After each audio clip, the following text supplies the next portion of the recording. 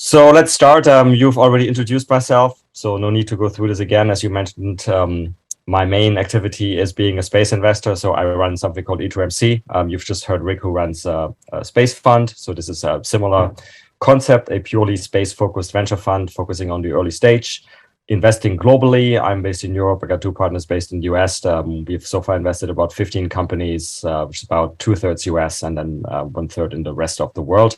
And as Nuno mentioned, I also active in space outreach via the podcast.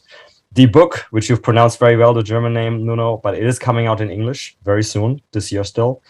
And so I'll talk about some of the outreach projects towards the end of the lecture.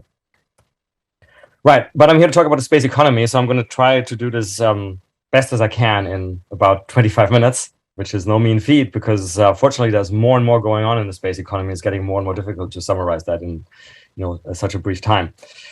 So on a high level, why is space interesting now? And many of you may notice, if you see the picture on the left here, those are Falcon boosters, SpaceX Falcon boosters, Falcon 9 boosters coming back to Earth to be reused. They're now being routinely reused. Pretty much every launch of a Falcon 9, the booster is being reused. Yesterday was a launch and the booster, I think, was reused for the 14th time. You can imagine it makes a huge difference economically that you don't throw the rocket away after one use, but you reuse it 14 times. And as Elon commented yesterday on Twitter, they don't know where the limit is yet. So the end goal here is to get to sort of aircraft style reusage, right? At least with their next generation rocket, the Starship, which we'll talk about in a minute.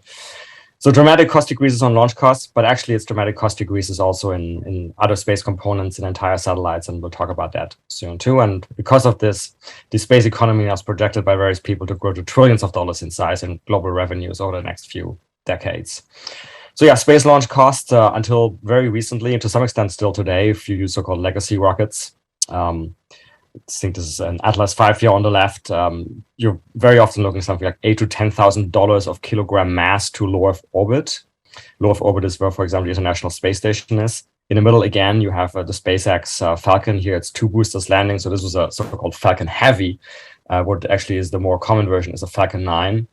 But the price here is below $3,000 if you take the entire rocket. If you go what's called on a rideshare mission where you divide up the rocket, the payload space of other customers, you pay around $5,500 currently.